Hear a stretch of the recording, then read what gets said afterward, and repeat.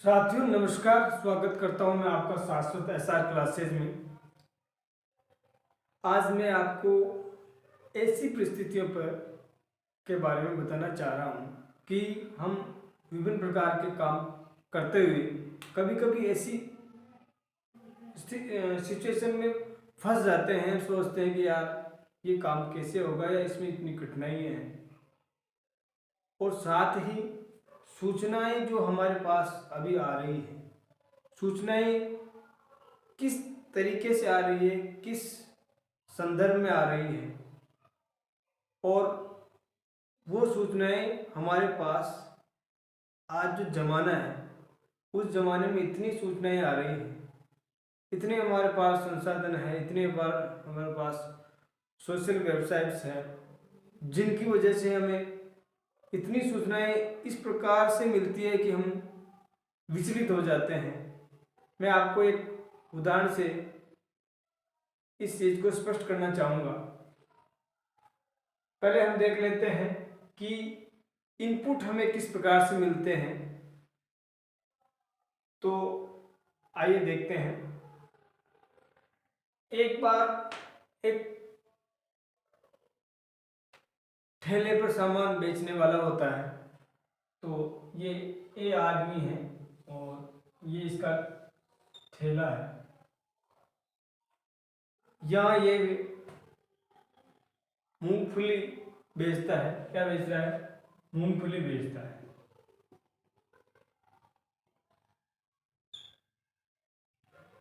और इधर भी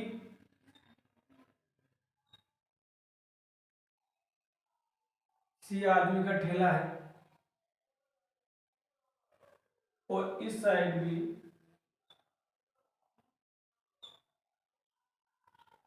डी आदमी का ठेला है। पीछे की तरफ हम देख लेंगे तो यहां भी बी आदमी का ठेला है। इनके बना देते हैं।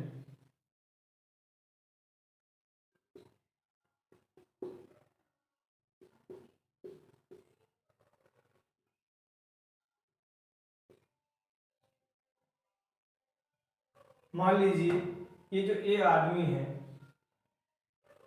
इसमें वो कुशलता है बातचीत करने की, अपने आप जो भी वो काम कर रहा है मूंगफली बेचने का, उसकी बिक्री इतनी ज़्यादा है कि इससे ये भी परेशान है, ये परेशान है और ये परेशान है।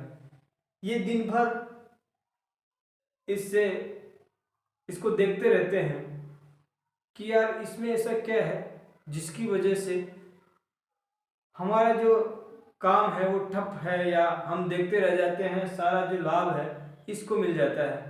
ये तो सारे मिलके इसके पड़ोसी दुकानदार है या जो ठेले वाले हैं वो एक योजना बनाते हैं। वो कहते हैं, आपस में चर्चा करते हैं और फिर एक तरीके से किस प्रकार से इसको विचलित किया जा सके तो व्यक्ति भेजते हैं इसके पास बोगस ग्राहक।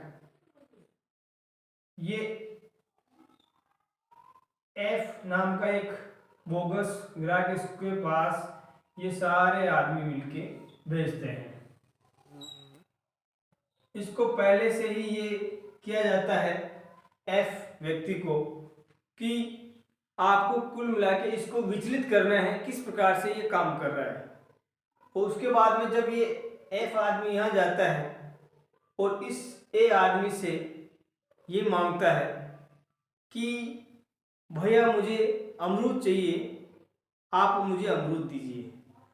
तब ये ए वाला कहता है भैया मैं मूंगफली बेचता हूँ, मेरे पास अमरूद नहीं है। तो फिर ये इसको ये एफ जो व्यक्ति है वो कहता है कि यार ये अजीब बात है, मैं तो अमरूद लेना चाहता हूँ और तुम मूंगफली बेच रहे हो, तुम्हें ग्राहकों का कुछ भी ध्यान नहीं है। मुझे अमरूद चाहिए, इतना बड़ा ठेला लगा रखा है, तुम क्यों नहीं अमरूद रखते? और अमरूद नहीं रखते, तुम ग्राहकों का ध्यान नहीं रखते हैं, तो तुम्हें यहाँ इस चौराहे पर ठेला खड़ा करने का कोई अधिकार नहीं है। मुझे तो अमरूद चाहिए और कल से तुम अमरूद भी बेचा करो। तो अब इस बेचारे ए वाले ने इसकी बात को माना। उस भाई ग्राहकों की जो संतुष्टि है वही इसके लिए एक ध्येय है। तो यहाँ अपने इस ठेले में एक पार्ट में वो अमरूद बेचने लगता है, अमरूद रखने लगता है, ये अमरूद। फिर उसके बाद में अगले दिन यही आदमी, पहले एफ आया था, अब उसको आर नाम का एक व्यक्ति है, इसको बेचते हैं। अब ये जाके कहता है कि भैया मुझे सेब चाहिए, मुझे सेब चाहिए। अब ये कहता है कि मेरे पास मूंगफली है, अमरूद है, सेब मैं बेचता नहीं हूं। तो फिर ये कहता है कि यार तुम सेब नहीं बेचते हो, मुझे तो सेब ही लेना है, और तुम अगर सेब नहीं बेचते हो तो यहाँ बीच चौराहे पर ठेला लगाने का तुम्हें कोई हक नहीं है। मैं सेब जरूर लूंगा, इसलिए सेब भी तुम्हें रखना चाहिए। कल से मैं प्रतिदिन सेब लूंगा, और अगर तुम सेब नहीं बेचते हो तो तुम्हें यहाँ ठेला खड़ा करने का कोई हक नहीं है। तो अब ये बेचारा आदमी जो ए है, ये यहाँ इस पार्ट में ये सेब रखता है, और उसके बाद में इसके थैले का जो आकार है, जिसमें जो चीज मूंगफली वो एकाधिकार से बेच रहा था, अब इसका दिमाग जो है वो डाइवर्ट हो जाता है कि मैं अमरूद बेचूं, सेब बेचूं और मूंगफली बेचूं। तो इससे क्या है कि ये उन व्यक्तियों पे जो ग्राहक आते हैं उन पे कम ध्यान दे पाता है, और उसके जो मूंगफली के स्थायी ग्राहक थे वो छिटने लगते हैं, अब वो आसपास जाने लगते हैं। उसके बाद में अगले दिन एक एस नाम का व्यक्ति को और भेजा इन्होंने, और ये इसने जाके कहा इसको, भैया मुझे चीकू चाहिए और मैं चीकू ही खरीदूंगा। तुम चीकू नहीं बेचते हो, इससे मुझे कोई लेना देना नहीं है। अगर चीकू नहीं बेचते हो, मैं प्रतिदिन तुमसे चीकू लूंगा, और प्रतिदिन अगर नहीं लूंगा तो मुझसे बात मत करना, लेकिन मैं अभी चीकू लूंगा। तुम अपने थैले पे यहाँ इस जगह चीकू भी रखा करो। तो इस प्रकार से वो क्या है, चीकू रखने लग गया। चीकू रखने के बाद में मूंगफली की के लिए इतनी जगह रह गई, और इसी प्रकार से हम इस किस्से को आगे बढ़ाएं तो धीरे धीरे ऐसे बोगस ग्राहक आने लग गए, जिसकी वजह से उसके थैले में जिसके लिए वो पारंगत था, जिसमें उसका पूरे मनोयोग से काम करता था, उस काम के लिए उसके लिए मूंगफली के लिए उसके पास कोई जगह नहीं रही। और धीरे धीरे इन लोगों की जो चाल थी ये कामयाब होती गई, और यहाँ इसके थैले पर मूंगफली बेचने के लिए जगह नहीं रही, और इसके जो ग्राहक है वो छिटकने लगते हैं और आस पड़ोस में जाने लगते हैं। इस उदाहरण से मैं आपको ये स्पष्ट करना चाह रहा हूं कि हमारा जो ध्यान होता है, हम अपने काम पे पूरे मनोयोग से करते हैं, लेकिन आजकल सूचनाओं का युग है। हम सही काम करते हुए भी तरीके से जज नहीं कर पाते हैं कि कौन मेरे लिए हित की बात कर रहा है, कौन मेरे अहित की बात कर रहा है। और हम अपने मुख्य काम से, जो कि यहाँ मूंगफली बेचने का काम था, उससे हम डाइवर्ट हो जाते हैं, और उससे जो हमारे पड़ोसी हैं या जो लोग हमें परेशान कर देना चाहते हैं, जो हमें चाहते हैं कि ये विचलित हो जाए, वो अपने मंसूबों में कामयाब हो जाते हैं। अब मैं आपको इस उदाहरण के द्वारा जो मूल स्थिति है उस पर लाना चाहूंगा कि जैसे हम किसी परीक्षा की तैयारी कर रहे हैं, उसके फॉर्म हमने भर दिए हैं, और फॉर्म भरने के बाद में उसकी एग्जाम डेट आ गई है। एग्जाम डेट के बाद में हमें समाचार पत्रों से, सोशल वेबसाइट से, सोशल साइट से ये पता चलता है कि ये एग्जाम रद्द हो जाएंगी। पहला तो ये मिलता है कि ये एग्जाम रद्द हो जाएंगे, दूसरा ये मिलता है, दूसरी ये सूचना ही मिलती है कि इस एग्ज़ाम के जो पेपर है वो सेट हो गए हैं, लोगों के पास पहले ही पहुंच गए हैं, यानी पेपर लीक होगा ये सूचनाएं आती है। फिर हमें आंकड़ों से डराया जाता है। उपस्थिति के हिसाब से लाखों में ये बताया जाता है कि, और उसके उपरांत विभिन्न प्रकार के ये आते हैं, अंतिम समय में प्रवेश पत्र आ जाते हैं, उसके बाद में भी और प्रकार इसी प्रकार की सूचनाएं हमारे पास आती रहती है। और अंत में ये आता है कि जैसे इसके एक भर्ती विवादों में चल रही है, ये आता है भर्ती विवादों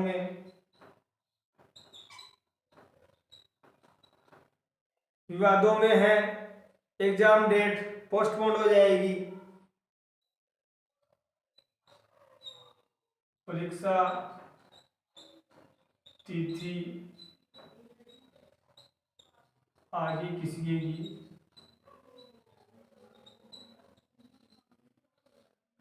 इस प्रकार के जो है विभिन्न प्रकार के जो स्रोत है उससे में मिलता रहता है, जानकारी मिलती रहती है, और हम उससे डाइवर्ट हो जाते हैं, हम निराश हो जाते हैं कि परीक्षा रद्द होगी, पेपर लीक हो जाएगा, या पहले ही लोगों के पास पहुंच चुका है,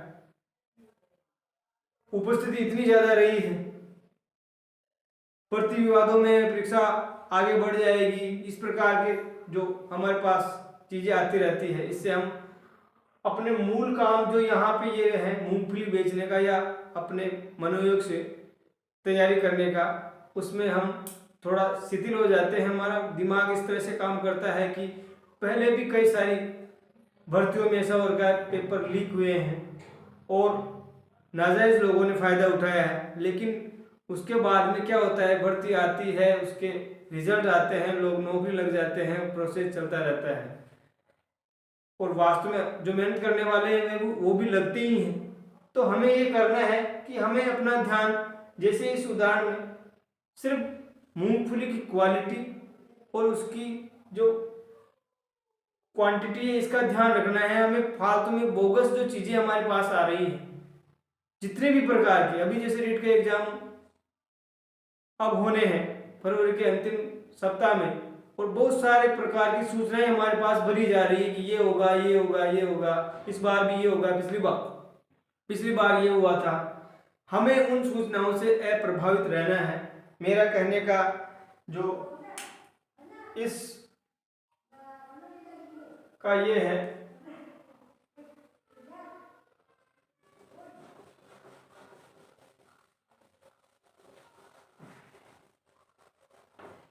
देखिए, इस प्रकार की जो संभावनाएं जताई जाती है उन पे हमारा कोई बस नहीं है, हम उस पर कुछ भी नहीं कर सकते। तो अच्छा ये है कि हम जो अपना मूल काम है उस पे आसपास की स्थितियों से अप्रभावित रहते हुए पूर्ण मनोयोग से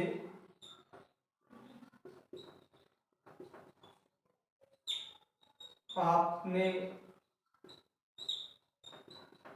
जो पढ़ा है उसको आपको लगातार दोहराते रहना है।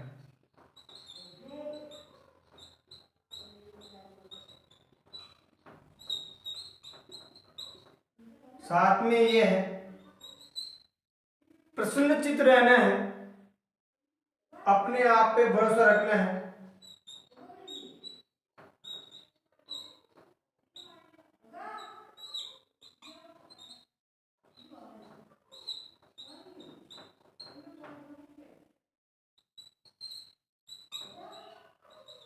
स्वयं पर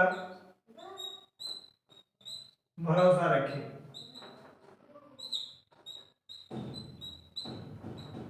अगर इन चीज़ों पे आप ध्यान देते हैं, बाहर के जो इनपुट है, विभिन्न प्रकार के सोशल साइट्स है, अखबार है, बहुत सारी सूचनाएं आपको दे रहे हैं, उन सूचनाओं में सार कुछ भी नहीं है। सार ये है कि आपको मेहनत करना है, अब तक जो पढ़ा है उसको दोहराना है, आत्मविश्वास बनाए रखना है, प्रसन्नचित्त रहना है और अपने आत्मविश्वास को धीरे धीरे और लगातार बढ़ाते जाना है। इसका उदाहरण मैं खुद हूं कि मैं आपको एक उदाहरण से और स्पष्ट करना चाहूंगा।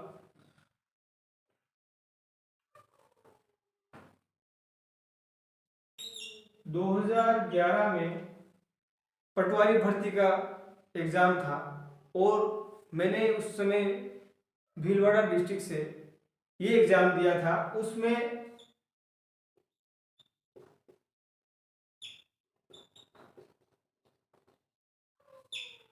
भीलवाड़ा डिस्ट्रिक्ट में उस समय कुछ कुल पद थे पटवारी के और उसके फॉर्म थे।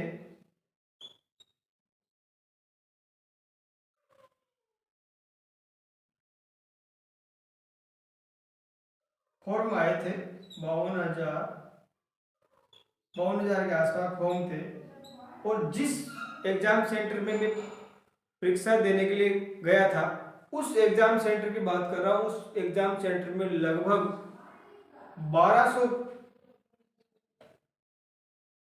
परीक्षा केंद्र में